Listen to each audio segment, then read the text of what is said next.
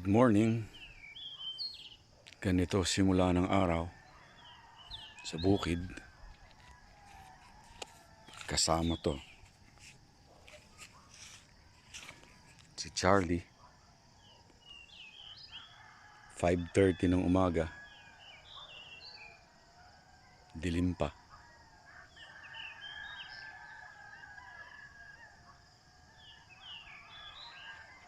Didilig ako maya-maya.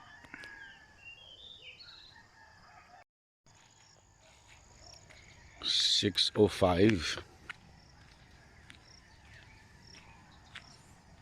Kakapatay ko lang ng mga ilaw sa amin, sa kapitbahay. So habang malamig pa, magdidilig muna tayo. Sili at kamatis. Ito, papatay natin yung ilaw sa kubo. Ayan ang mga sili. Kamatis sa kabila. Ito naman yung tataniman namin ng kamote. Minalas kami sa papaya. Tinamaan ng bagyo. Ito yung farm ng kapitbahay ko.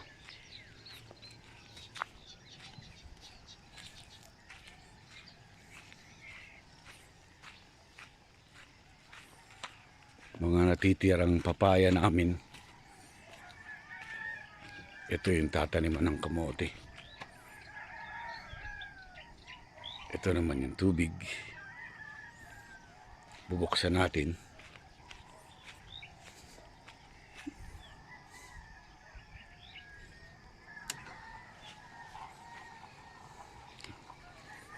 Tapos yan. Bibit-bitin ko yan. At didiligin ko itong mga to.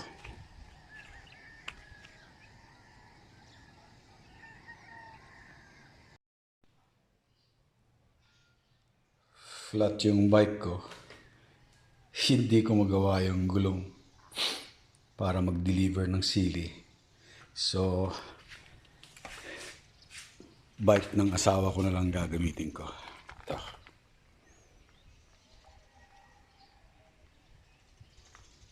Tapos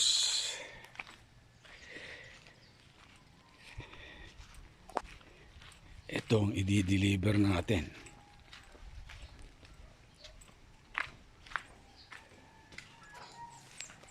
Nakaani ako ng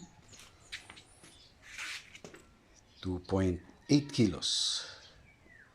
Palis na ako ngayon kasi sobrang init ng araw.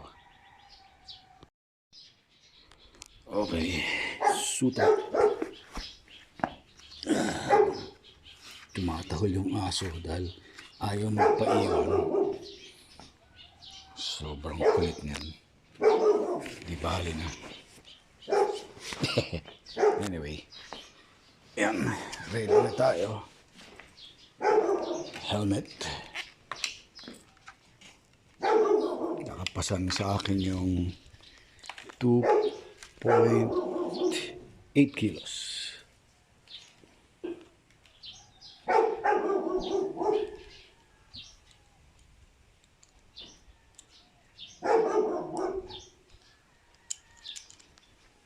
Okay.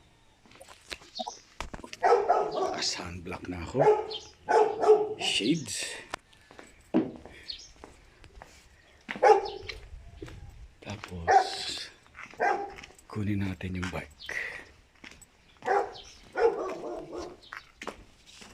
Ito.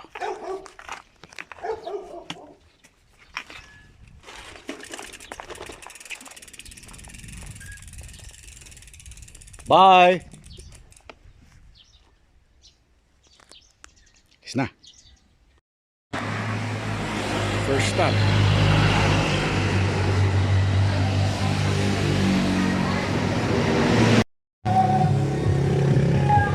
Thank you. Oh, ito yung pangalawa. Nakabenta ulit. Next trip. Okay. Woo! Init. Dito na tayo sa last stop ko. Sa Lumihan ni Paring Jeff. Mga kaibigan namin to, si Jeff at Net. Idol ko to mga to dahil nung pandemic, hirap sila sa business pero tinan nyo ngayon. Sana kunin na nila lahat yung stock ko. Ito, bagong customer. I-Gcash daw niya sa akin. Pauwi na ako pagkatapos.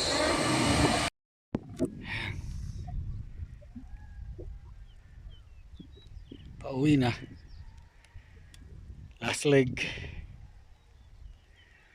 100 meters na lang ako sa bahay. Nabenta ko lahat. Alright.